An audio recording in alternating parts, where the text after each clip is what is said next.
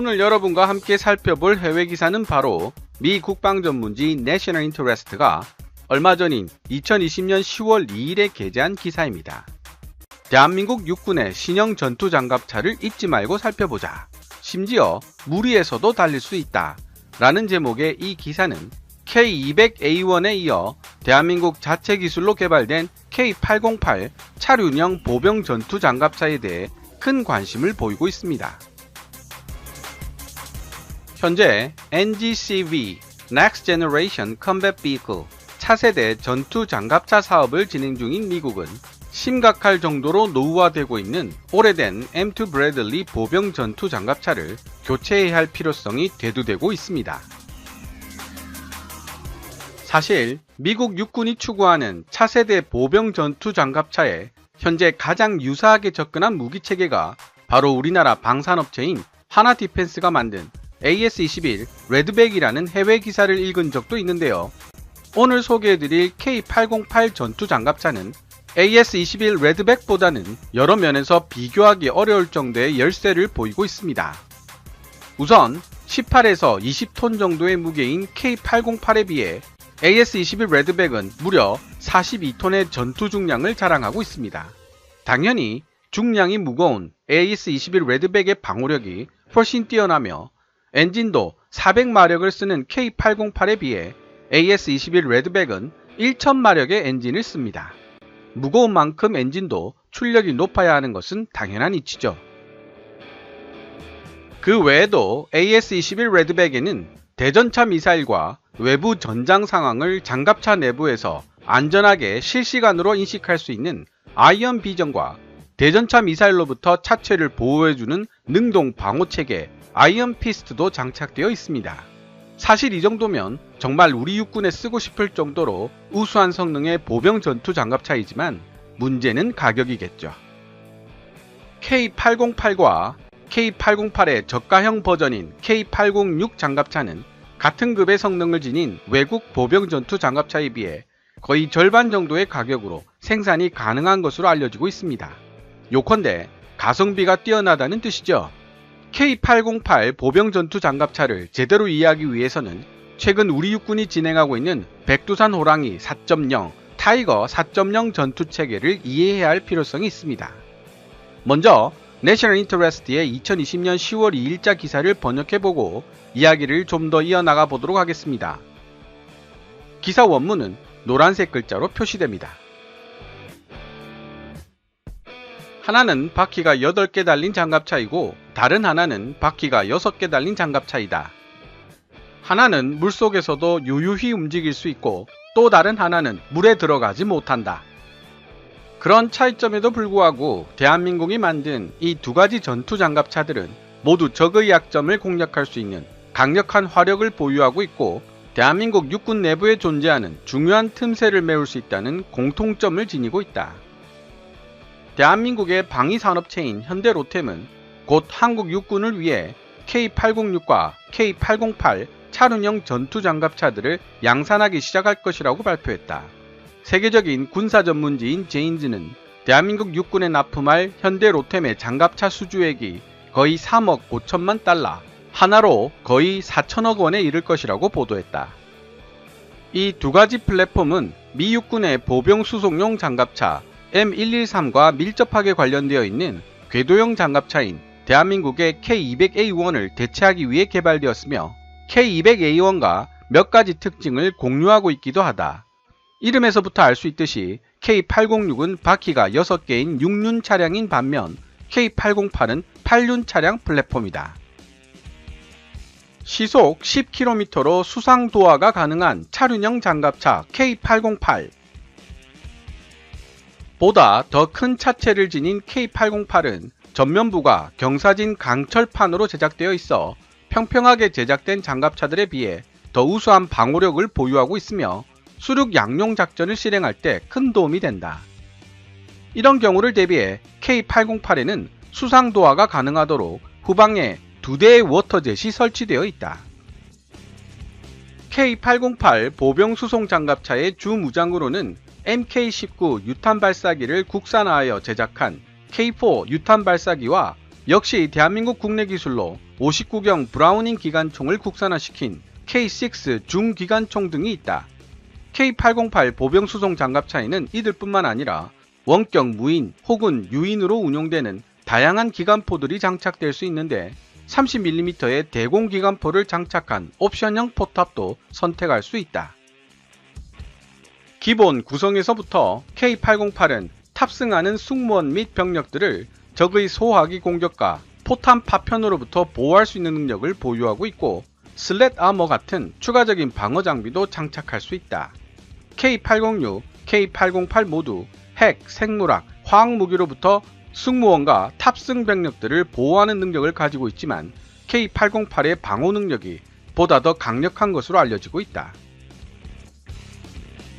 K808을 더 작고 콤팩트하게 저가형 K806 보병수송 장갑차 16톤의 무게를 지닌 육상 전용 장갑차 K806은 약 20톤 무게의 8륜형 장갑차 K808을 보다 소형화시킨 모델로 K808에 장착되어 있던 후방 워터젯 한 쌍을 떼어냈기 때문에 가벼워졌지만 더 이상 수륙양용은 아니다. K806 병력 수송 장갑차는 7.62mm 기관총 한정으로 무장되어 있어 K808 장갑차에 비하면 무장의 정도도 가볍고 장갑의 강도도 약하다. 이론상으로는 K806 플랫폼도 K808처럼 원격 사격 통제체계 RCWS로 운영되는 무기 스테이션을 장착할 수 있지만 현대로템 회사 자료에 의하면 유인 무기 스테이션을 갖추고 있음을 알 수 있다. K808, K806에 탑승한 병력들은 장갑차 후면 방향으로 열리는 출입구나 장갑차 천장에 설치된 4곳의 상부 해치를 통해 장갑차 밖으로 빠져나갈 수 있다. 두 장갑차 모두 420마력의 디젤 엔진을 장착하고 있지만 무게가 20톤 가까이 나가는 K808에 비해 K806은 16톤으로 무게가 가벼워 야지에서의 주행 성능은 K806이 더 우수할 것으로 예상된다. 대한민국 기계화 보병의 미래가 될 K806, K808 대한민국 육군은 미국, 소련, 서독에서 도입한 전투 장갑차뿐만 아니라 국내 기술로 설계된 다양한 종류의 전투 장갑차를 배치하고 있다. 그리고 K808과 K806 보병 수송 장갑차는 보다 더 덩치가 크고 방호력도 높은 궤도형 보병 전투 장갑차와 치열한 격전이 벌어지는 고강도 전장 환경에서 살아남기 위해 부단히 노력해야 하는 작고 오래된 사륜형 보병 수송 장갑차 사이에 존재하는 간극을 메우는 역할을 맡게 될 것이다. 지금까지 미 국방 전문 매체 내셔널 인터레스트가 2020년 10월 2일에 게재한 기사를 번역해 보았습니다. 제가 서두에 K808 보병 전투 장갑차를 제대로 이해하기 위해서는 최근 우리 육군이 진행하고 있는 백두산 호랑이 4.0, 타이거 4.0 전투 체계를 이해해야 할 필요성이 있다고 말씀드렸는데요. 그 이야기를 먼저 해볼까 합니다. 남북한 사이의 군사력 우위의 무게추가 대한민국으로 기울어지기 시작한 이후 우리나라 육군의 전투 교리에는 많은 변화가 있었습니다. 포방부라는 별명이 생길 정도로 화력에 치우쳤던 우리 육군의 전투 교리는 어느새인가부터 신속한 기동에 초점이 맞추어지기 시작했죠. 현존하는 보병사단을 12개로 감축시키고 대신 기존 보병연대를 보강해 차기 보병여단 형태로 개편하겠다는 발표도 이런 신속한 기동과 맥락을 함께하고 있습니다. 차기 보병여단은 3개의 보병대대로 이루어진 보병연대에 18대의 105mm 차륜형 자주포로 구성되는 포병대대와 다기능 보급 및 정비대대를 추가하여 총 5개의 대대로 편성되게 됩니다.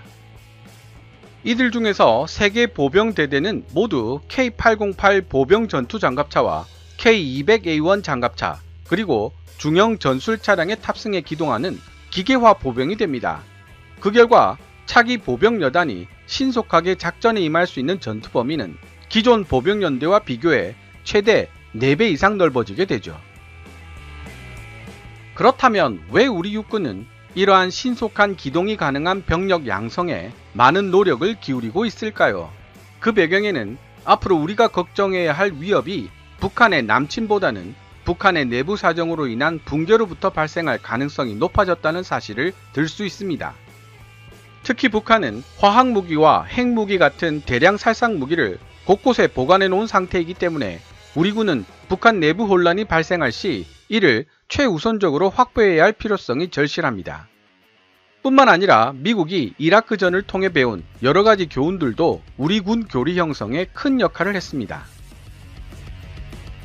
2003년 미국이 이라크를 침공할 당시 미국은 최대한 빨리 전쟁을 종결시키기 위해 세계 4단 규모의 기계화 부대를 전격 가동하여 수도 바그다드를 점령하는 전술을 구사했습니다. 덕분에 미국은 전쟁 개시 20일 만에 이라크의 수도 바그다드를 점령하고 50일 만에 이라크전 종결을 선언할 수 있었습니다. 하지만 우리도 이미 알고 있듯이 문제는 그 뒤에서부터 시작되었습니다. 그 후 10년이라는 긴 시간 동안 미국은 이라크 군과의 게릴라전을 통해 엄청난 피해를 감수해야만 했으며 결국 쫓겨나다시피 이라크에서 철수해버렸죠. 이라크의 사담 후세인은 미국과의 게릴라전을 대비하여 이라크 전 영토에 600만 톤가량의 무기를 분산해서 배치시켰다고 하는데요. 미군이 이라크 영토 하나하나를 점령해 나가는 방식이 아니라 이를 우회하여 수도 바그다드를 향해 바로 진격하는 바람에 이들 중 200만 톤 이상의 무기가 게릴라들의 손에 넘어가게 되었던 것입니다. 국내 군사 전문가의 설명에 따르면 이라크전이 종결된 이후 주한 미군이 우리 군에게 강력하게 충고한 조언이 바로 이라크에서 미군이 보였던 실패를 되풀이하지 않으려면 어떠한 상황에서라도 우수한 장비를 갖춘 대규모 보병을 동원하여 북한 지역 전체를 한 번에 장악해야 한다라는 내용이었다고 합니다. 게다가 북한 내부 혼란을 틈타 중국 혹은 러시아군이 북한 내부로 진입해 들어올 수 있는 가능성도 배제할 수가 없기 때문에 북한의 북쪽 국경 지역으로 신속하게 이동할 수 있는 기동군의 존재도 필요합니다. 그래서 차기 기계화 보병 여단이 사용하게 될 이동수단이 바로 전의를 맡아 정찰과 방어를 담당하게 될 K808 보병 전투 장갑차와 그 뒤를 이어 대다수의 보병들을 이동시킬 방탄 기능을 갖춘 한국형 중형 전술 차량입니다. 해외 기사에서도 언급하고 있듯이 K808은 기계화 보병 여단의 전의를 맡아야 할 전투 차량이기 때문에 방어력과 공격력 향상에 상당한 공을 들였습니다. 북한군의 주요 무기 중의 하나인 14.5mm 중기관총의 탄환과 152mm 포의 파편을 막아낼 수 있으며 RPG 로켓탄을 막아낼 수 있는 슬랫아머의 일종인 한국형 RPG 넷을 장착하게 됩니다. 공격 분야에서는 K4 유탄 발사기와 K6 59경 중기관총을 원격 조작하는 RCWS를 갖추게 됩니다. 차후 개량 계획에서는 30mm 기관포 장착까지 염두에 두고 있죠. 거기다 한국 특유의 지형 조건에 맞추어 시속 10km의 속도로 강을 건널 수 있는 도하 기능까지 갖추고 있으니 미국인들의 시각에서 봤을 때 놀랄만도 합니다. 물이 많고 교량 사정이 좋지 않은 동남아 국가들에게도 꽤나 매력적인 장점이기에 장내 수출 가능성도 높다고 볼 수 있겠습니다. 이 정도로는 나머지 기계화 보병을 모두 수송할 수가 없기에 한국형 중형 전술 차량이 등장하게 됩니다. 운전석을 비롯한 병력 탑승 부분이 모두 고경도 방탄판으로 보호되며 타이어에 구멍이 나도 시속 50km로 달릴 수 있는 런 플랫 타이어가 채용되어 있습니다. 최대 28명의 보병을 탑승시킬 수 있으며 운전석 상부에 12.7mm 중기관총을 원격 조작할 수 있는 RCWS를 갖추고 있습니다. 올해 기아자동차가 중형 전술 차량 공급업체로 선정되기도 했죠.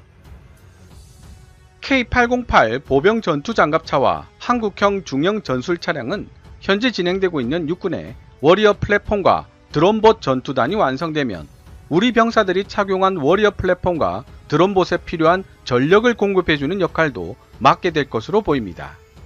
즉, 기계화 보병들과 함께 움직이며 방어력과 공격력 그리고 필요한 전력까지 보급해주는 야전기지 역할까지 수행함으로써 소중한 우리 병사들의 생존성과 전투 효율성을 극대화시키는데 큰 도움을 줄 것입니다.